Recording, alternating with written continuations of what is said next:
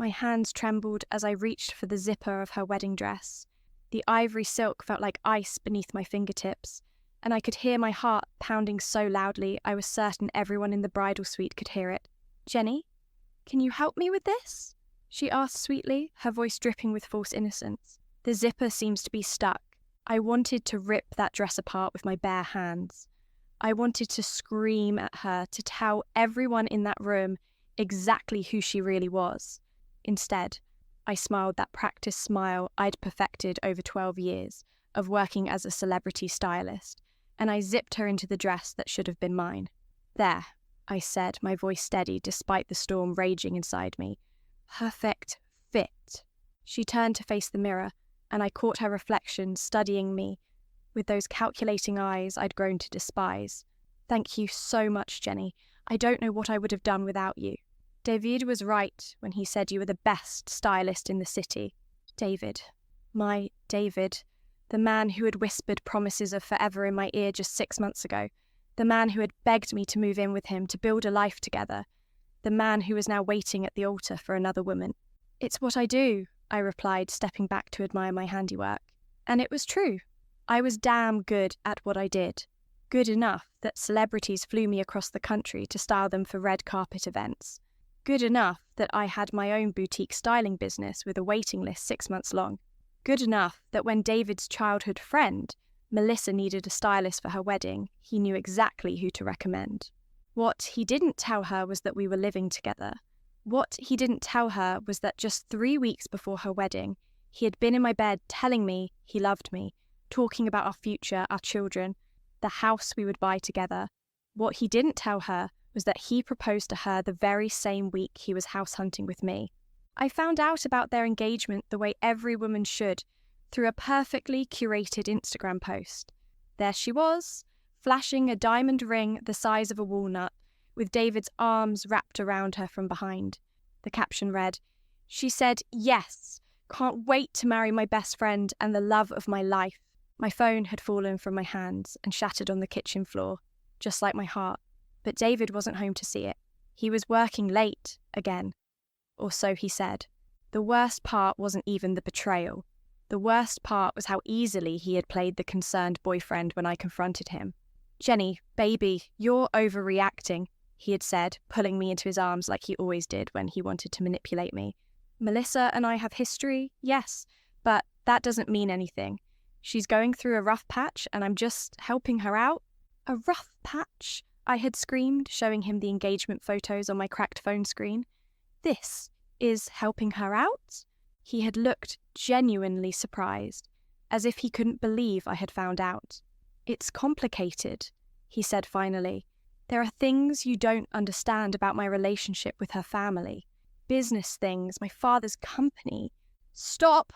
I had held up my hand, fury coursing through my veins. "Just stop lying to me." That's when he told me the truth. Or at least part of it. Melissa's father owned the construction company that David's family business depended on for their biggest contracts. Their engagement was as much about merging business interests as it was about love. "But that doesn't change how I feel about you," he had insisted. "After the wedding, after everything settles down, we can figure this out." I had stared at him in disbelief. "You want me to be your mistress?" "I want you to be patient," he had corrected. "Just give me time to handle this properly." That was 3 weeks ago. 3 weeks of him coming home to our shared apartment, sleeping in our shared bed, making love to me while planning his wedding to another woman. 3 weeks of the most degrading, soul-crushing experience of my life. And then, 2 days ago, Melissa had called me personally. "Jenny, this is Melissa Patterson. Well, soon to be Melissa Hartford," she had giggled. "David gave me your number. I'm getting married this weekend and I desperately need a stylist. David says you're absolutely incredible, and I've seen your work with all those celebrities. Would you consider helping me? I know it's last minute, but I can pay whatever you charge." The audacity of it had left me speechless. David had actually recommended me to style his fiancée, the woman he was marrying while living with me, the woman who had no idea that her groom was cheating on her with the very person she was now asking to make her beautiful for their wedding day. I should have said no. I should have hung up the phone and blocked her number. Instead, I heard myself saying, "I'd be honoured to help you, Melissa. When can we meet?" Because that's when the plan started forming in my mind. The perfect, twisted, beautiful plan. Now, standing in this bridal suite, watching her admire herself in the mirror, I felt a calm settle over me that I hadn't experienced in weeks. She looked stunning, I had to admit. The dress was a masterpiece, hand-beaded ivory silk with a cathedral train that would photograph beautifully as she walked down the aisle toward my boyfriend. "The hair and makeup team should be here any minute," I said, checking my watch. "And I've arranged for the photographer to get some shots of you in the dress before the ceremony." "You've thought of everything," she gushed. "David was so right about you. He said you were not only the most talented stylist he knew, but also the most trustworthy. He said I could count on you for anything." The irony was so thick I could taste it. "David knows me very well," I agreed. That's when her phone buzzed. She glanced at it and her face lit up with joy. "It's him. He's not supposed to contact me on our wedding day, but..." She held up the phone to show me the text message. "Can't wait to marry you today. You're going to be the most beautiful bride in the world. I love you." I felt my chest tighten, but I kept my expression neutral. "That's sweet," I managed. "He's been so stressed about today," she continued, typing back furiously. "His business has been struggling lately, and I know he's worried about providing for me, but Daddy's going to bring him into the company after we're married, so everything will work out perfectly." Ah, there it was. The missing piece of the puzzle. David wasn't just marrying her for love or even for business connections. He was marrying her because he was broke, and she was his meal ticket. "I'm sure everything will work out exactly as it should," I said, and I meant every word. My phone buzzed then, and I glanced down to see a text from David. "How's the styling going? Make sure she looks perfect. This day has to be flawless." I typed back quickly, "She looks absolutely beautiful. You're a lucky man." His response came immediately. "I am. See you at the reception." He was actually expecting me to attend his wedding reception. The sheer audacity of this man never ceased to amaze me. "Wouldn't miss it for the world," I replied. "Is everything okay?" Melissa asked, noticing my phone. "Perfect," I assured her. "Just confirming some final details."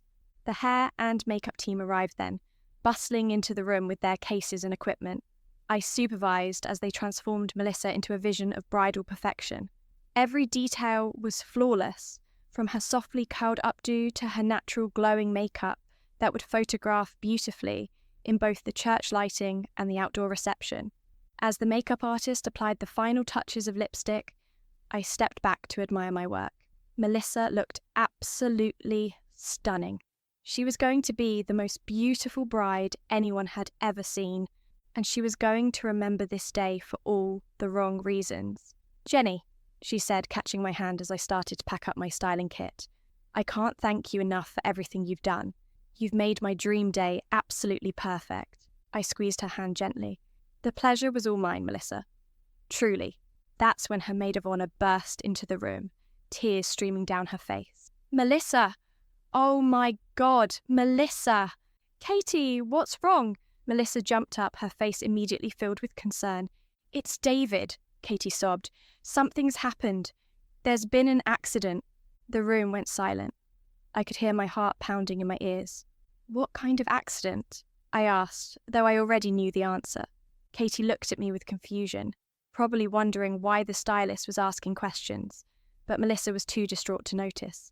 "His car," Katie whispered. "He was driving to the church and there was another car. They said he ran a red light. He's at St. Mary's Hospital right now." Melissa let out a sound I had never heard a human make before. Part scream, part sob, part moan of pure anguish. She started to run toward the door, but I caught her arm. "Melissa, wait," I said firmly. "You can't go to the hospital in your wedding dress. Let me help you change first." She looked at me like I had suggested she fly to the moon. "Change? Jenny, the man I love is in the hospital. I don't care about the dress." "I know," I said soothingly, "but think about it. David wouldn't want you to ruin your wedding dress. It cost $12,000. And what if he's okay? What if this is just a minor fender bender and you're panicking for nothing? You'll regret ruining this moment. She stared at me, her face a mask of confusion and pain. But there was logic in what I was saying, and some part of her recognized it. I don't know what to do, she whispered. Let me call the hospital, I offered. I'll find out exactly what happened, how serious it is, and then we can decide what to do next. Okay? She nodded, sinking onto the small sofa in the corner of the bridal suite. Katie rushed to comfort her while I stepped into the hallway to make the call. But I didn't call the hospital. I called David. He answered on the first ring. Jenny, what's going on? Why are you calling? I'm literally walking into the church right now. David, I said softly, we need to talk. Jenny, what's going on? Why are you calling? I'm literally walking into the church right now. His voice was so casual, so normal, that for a moment I almost forgot why I was calling. Then I remembered Melissa sobbing in the bridal suite, and my resolve hardened like steel. David, there's been a slight change of plans, I said, my voice honey-sweet. Melissa received some disturbing news, and I think you should know about it before you walk down that aisle. What kind of news? I could hear the immediate tension in his voice. The kind that could ruin your wedding day, I replied. Meet me in the church's side chapel in 5 minutes. Come alone. I hung up before he could respond and walked back into the bridal suite, where Melissa was hyperventilating while Katie tried to calm her down. I spoke with the hospital, I announced, my voice filled with carefully crafted relief. It was a case of mistaken identity. The David Hartford in the accident is a different David Hartford. Your fiancé is perfectly fine. Melissa's knees buckled with relief. Are you sure? Are you absolutely sure? Positive, I confirmed. In fact, he's probably wondering where you are right about now. The ceremony is supposed to start in 20 minutes. Katie helped Melissa to her feet, but she was still shaking. I can't believe I almost ruined my makeup crying over nothing. She laughed shakily. That's what I'm here for, I said, pulling out her emergency touch-up kit. Let me fix you up and you'll be walking down that aisle in no time. As I repaired her makeup, my phone buzzed with increasingly frantic texts from David. Where are you? The chapel is empty. Jenny, what the hell is going on? If this is some kind of joke, it's not funny. Answer me. I ignored them all and focused on perfecting Melissa's appearance. When I was finished, she looked radiant again, every trace of her earlier panic erased. You're a miracle worker, she breathed, staring at herself in the mirror. Just doing my job, I replied, snapping my makeup kit closed. Now, I need to go check on some final details for the reception. Katie can help you with the veil and train when it's time to walk. I slipped out of the bridal suite and made my way to the side chapel, where David was pacing like a caged animal. Finally, he hissed when he saw me. What the hell was that phone call about? You nearly gave me a heart attack. I stepped into the small chapel and closed the door behind me. The late afternoon sunlight streaming through the stained glass windows painted everything in brilliant shades of red and gold, like we were standing inside a kaleidoscope. Sit down, David, I said calmly. I don't have time to sit down. My wedding starts in 15 minutes, and my bride is probably wondering where I am. Your bride thinks you were in a car accident, I said casually, examining my manicure. I had to calm her down and assure her you were fine. His face went white. What are you talking about? What car accident? The imaginary one, I clarified. Someone told her you'd been hurt, and she was ready to run to the hospital in her wedding dress. Can you imagine? $12,000 worth of silk and beading ruined because of a false alarm. David stared at me like I'd grown a second head. Jenny, what is wrong with you? Why would you lie to her about something like that? The same reason you've been lying to both of us for months, I replied, my voice still eerily calm. Because it serves my purposes. What are you talking about? I pulled out my phone and opened the Photos app, scrolling to the screenshots I'd taken 3 weeks ago. Do you remember this conversation, David? The one where you told me your engagement was just business? That you'd figure out how to be with me after the wedding? I held up the phone, showing him our text exchange from that night. His eyes widened as he read his own words back to himself. Or, how about this one, I continued, swiping to the next screenshot, where you told me you loved me and couldn't wait to spend your life with me. That was the same day you posted engagement photos with Melissa, by the way. Jenny, you're taking this out of context. Am I? I interrupted. Let me show you what I found yesterday. I pulled up the private investigator's report on my phone. Yes, I'd hired a PI. When your boyfriend is living a double life, you need professional help to uncover the truth. Did you know that Melissa's trust fund doesn't unlock until she's 25? I asked conversationally. That's still 2 years away. Did you also know that her father's construction company is being investigated for tax evasion? The business you thought you were marrying into is about to collapse. David's face had gone from white to green. How did you... Oh, it gets better, I continued. Your little childhood friend isn't quite as innocent as she pretends to be. She's been engaged twice before, both times to men from wealthy families. Both engagements ended when she found someone with more money. I swiped to the next page of the report, which showed photos of Melissa with her previous fiancés. She's not marrying you for love, David. She's marrying you because she thinks you're successful. She has no idea that your business is drowning in debt, does she? Stop, he whispered. But here's my favourite part, I said, ignoring his plea. Do you want to know what she told me while I was styling her this morning? She said she felt sorry for you because you seemed so stressed about providing for her. She said she was looking forward to her daddy bringing you into the family business, so you wouldn't have to worry about money anymore. David sank onto one of the chapel pews, his head in his hands. You don't understand. I never meant for any of this to happen. When I proposed to Melissa, I thought, you thought you could have your cake and eat it too, I finished. You thought you could marry her for her money and keep me as your side piece. You thought you were so clever, manipulating both of us. That's not. It's exactly what you did, I said sharply. And you know what the most pathetic part is? You're both using each other, and you're both too stupid to realise it. My phone buzzed with a text from Katie. Where are you? We need to start lining up for the processional. Your bride is looking for you, I said, showing him the message. David looked up at me with desperate eyes. Jenny, please, don't do this.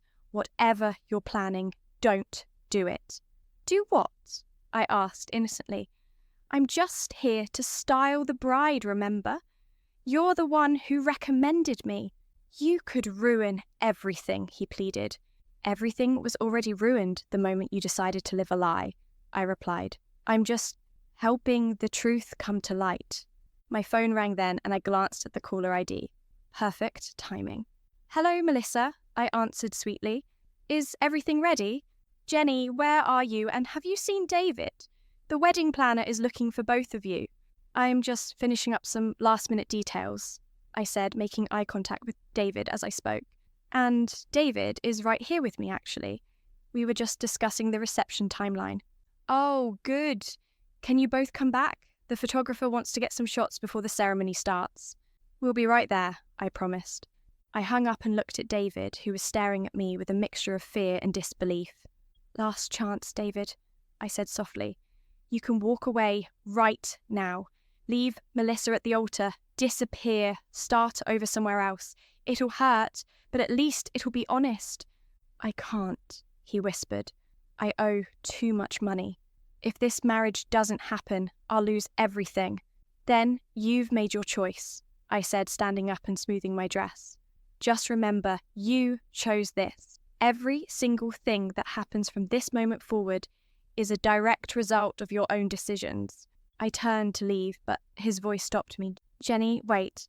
What are you going to do? I paused at the chapel door and looked back at him over my shoulder. He looked small and broken, slumped on that pew like a man condemned. I'm going to give both of you exactly what you deserve, I said. The wedding of your dreams. As I walked back toward the bridal suite, I pulled out my phone and sent a quick text to someone very special. Someone who had been waiting for my signal. It's time. See you at the reception. The response came immediately. Can't wait. This is going to be beautiful. I smiled as I put my phone away. David was right to be afraid. By the time this day was over, he was going to understand exactly what it felt like to lose everything. But first, I had a bride to deliver to her groom. When I returned to the bridal suite, Melissa was a vision of perfection. The photographer was already capturing her from every angle, and she was glowing with happiness. Katie had arranged her cathedral train beautifully, and the late afternoon light streaming through the windows made her look like something out of a fairy tale. "Jenny," she called out when she saw me. "There you are. Did you find David?" "I did," I confirmed. "He's getting ready with his groomsmen. Everything's on schedule." The wedding planner bustled in, her clipboard in hand and stress written across her face. "Ladies, we need to start the processional in 10 minutes. The church is packed. I've never seen anything like it. The guest list is incredible. Daddy invited all his business associates," Melissa explained to me proudly. "He wanted everyone to see how happy we are." I smiled and nodded, while inside I felt a cold satisfaction. The bigger the audience, the better. Every important person in the city would witness what was about to unfold. "Melissa," I said, approaching her with my emergency touch-up kit one last time, "let me just do a final check on your makeup." As I pretended to adjust her lipstick, I whispered in her ear, "You look absolutely stunning. David is the luckiest man alive." She beamed at me. "Thank you for everything, Jenny. Truly. I don't know how I can ever repay you." "Don't worry about that," I murmured, stepping back. "Believe me, seeing you walk down that aisle will be all the payment I need." The wedding planner clapped her hands. "Ladies, it's time." Katie helped Melissa with her train as we made our way to the back of the church. Through the open doors, I could see the altar where David stood waiting, looking pale but handsome in his black tuxedo.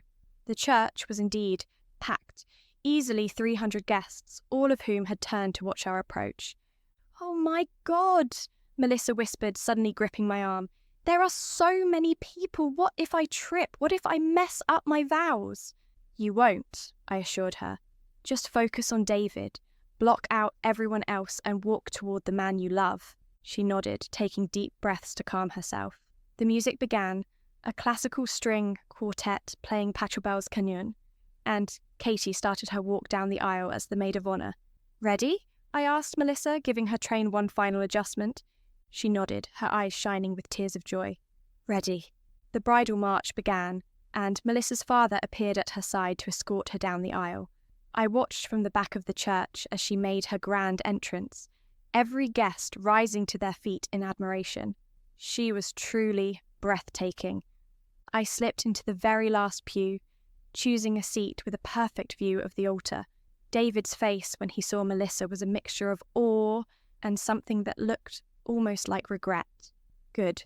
He should regret every choice that led him to this moment. The ceremony began with the traditional words, and I found myself studying the faces of the guests. Melissa's family looked proud and emotional. David's family seemed tense, probably worried about the financial implications of this union. The business associates were checking their phones and looking bored. None of them had any idea what was coming. When the officiant reached the part about speaking now or forever holding your peace, I felt my heart rate spike, but I remained silent. This wasn't my moment yet. "David," the officiant continued, "do you take Melissa to be your lawfully wedded wife, to have and to hold, in sickness and in health, for richer or poorer, for better or worse, until death do you part?" David's voice was barely audible. "I do. And Melissa, do you take David to be your lawfully wedded husband, to have and to hold, in sickness and in health, for richer or poorer, for better or worse, until death do you part?" "I do," she said clearly, her voice ringing through the church. "If anyone has the rings?" the officiant asked. That's when I saw him, my accomplice. He was standing near the altar in a delivery uniform, holding a large envelope. "Excuse me," he said loudly, his voice carrying across the silent church. "I have an urgent delivery for Mr. David Hartford. I was told it couldn't wait." A murmur rippled through the congregation. The officiant looked confused, and David's face went white. "I'm sorry," the officiant said, "but we're in the middle of a ceremony. Perhaps this could wait." "I am afraid it can't, sir," my accomplice said apologetically. "This is a legal document that requires immediate attention. Mr. Hartford, you need to sign for this right now." All eyes were on David, who looked like he wanted to disappear into the floor. Melissa was staring at him with confusion. "What kind of legal document?" David's father called out from the front pew. My accomplice looked genuinely uncomfortable. "Sir, I'm just the messenger.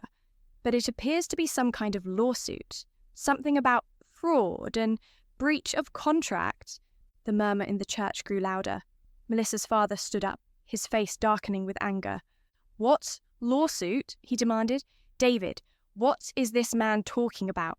David opened his mouth, but no words came out. He looked desperately around the church, his eyes finally landing on me in the back pew. I gave him a small, sympathetic smile. I don't know," he stammered. "There must be some mistake." "There's no mistake," my accomplice said, consulting his clipboard. "David Michael Hartford, owner of Hartford Construction Solutions. You've been served with a lawsuit from Patterson Industries for breach of contract and fraudulent misrepresentation of financial status." Melissa's hand flew to her mouth. "Patterson Industries? That's my father's company." Her father's face was now purple with rage. "What the hell is going on here? David, explain this immediately." "I can explain," came a new voice from the back of the church. Everyone turned to see a woman in a sharp business suit walking down the aisle. She was carrying a briefcase and wore the confident expression of someone who owned the room. "Who are you?" Melissa's father demanded. "I'm Sandra Mitchell, attorney for Patterson Industries," she announced. "I'm here because my client recently discovered that Mr. Hartford has been operating his business under fraudulent pretenses." The church erupted in shocked whispers. Melissa looked like she was about to faint. "What kind of fraudulent pretenses?" the father asked, though his voice suggested he already suspected the answer. Sandra opened her briefcase and pulled out a thick folder. Mr. Hartford represented his company as financially stable when he bid on our construction contracts. However, our investigation revealed that Hartford Construction Solutions is bankrupt. Has been for 6 months, in fact.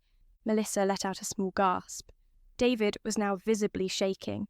"Furthermore," Sandra continued, "we discovered that Mr. Hartford has been using fake financial documents to secure additional contracts with other companies. The total amount of fraudulent contracts exceeds $2 million. "That's impossible," Melissa whispered, but her voice lacked conviction. "I am afraid it's very possible," Sandra said kindly. "And I'm very sorry you're learning about this on your wedding day. But my client felt it was important that you know the truth before you legally bound yourself to Mr. Hartford's debts." Melissa turned to David, tears streaming down her face. "Tell them they're wrong. Tell them this is all a mistake." David looked at her for a long moment, then at the 300 guests, staring at him in judgment, then at Melissa's father, who looked ready to commit murder. He started, then stopped. His shoulders sagged in defeat. "I can't." The church fell silent except for Melissa's quiet sobs. "You can't what?" she asked, though I think she already knew. "I can't tell them they're wrong," he whispered, "because they're not." Melissa's father exploded. "You lying, cheating bastard! You were going to steal my daughter's inheritance." "No," David protested. "It wasn't like that. I love her." "You love her money," I said, standing up from my pew. Every head in the church turned toward me. Melissa's eyes widened when she realized I was still there. "Jenny?" she said in confusion. "What are you doing here?" I walked slowly down the aisle, my heels clicking on the marble floor.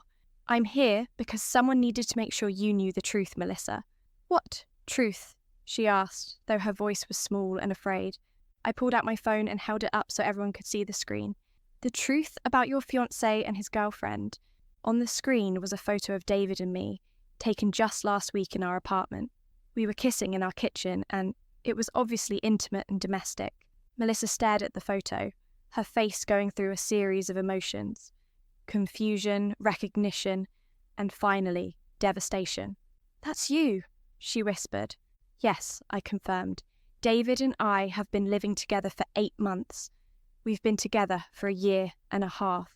The church erupted in chaos. Guests were shouting. Melissa's father was advancing on David with murder in his eyes, and Melissa was standing frozen in her wedding dress, staring at me like I was a ghost. "How could you?" she screamed suddenly. "How could you style me for my wedding when you were sleeping with my fiancé?" I looked at her with what I hoped appeared to be genuine sympathy.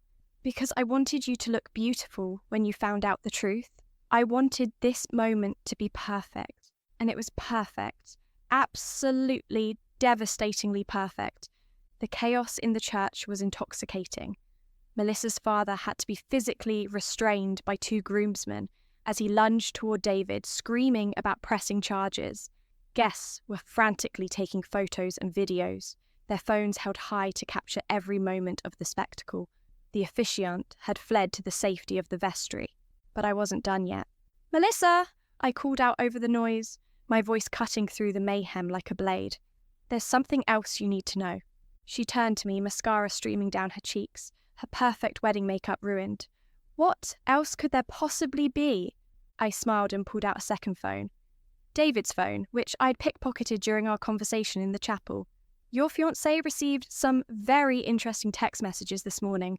I began reading aloud, my voice projecting across the church. From Nina Whitman. "Can't wait for tonight, baby. Once you're married, we can finally be together openly. The wife will never suspect her new husband is already planning his next affair." Melissa's face went from devastated to murderous. "Who is Nina Whitman?" "His other girlfriend," I announced cheerfully. "The one he's been seeing for 3 months, while he was living with me and planning to marry you." David made a choking sound. "Jenny, please." "Oh, but it gets better," I continued, scrolling through his messages. "From Nina yesterday. I know this marriage is just business, but promise me you'll divorce her within a year. I can't pretend to be just your friend much longer." The church had gone dead silent except for Melissa's ragged breathing.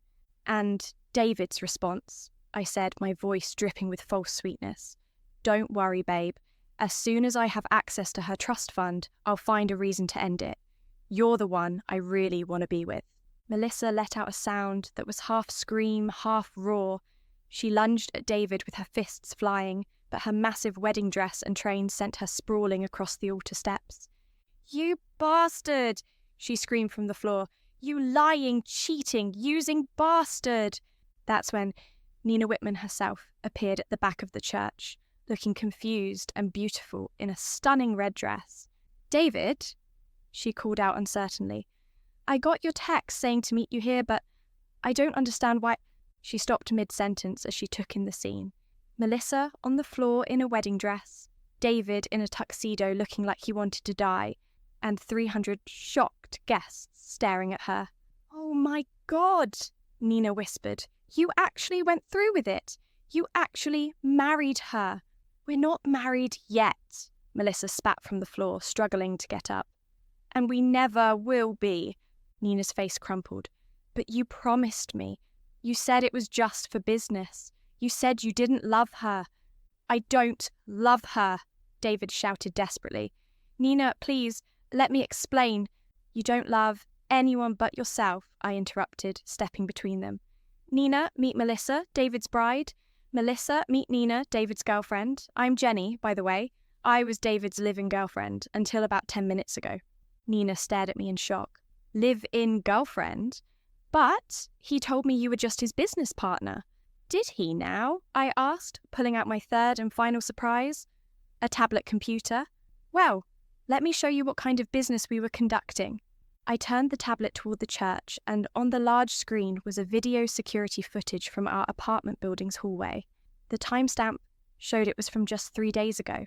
In the video, David and I were making out passionately against our apartment door, his hands tangled in my hair as I fumbled for my keys. "That's our apartment," I announced to the church. "The one we've been sharing for 8 months. The one where he told me he loved me every single night." Nina burst into tears. Melissa finally managed to get to her feet and stood there swaying slightly, her expensive dress dirty and torn. "But wait," I said, holding up one finger like a game show host. "There's more." I swiped to the next video on the tablet.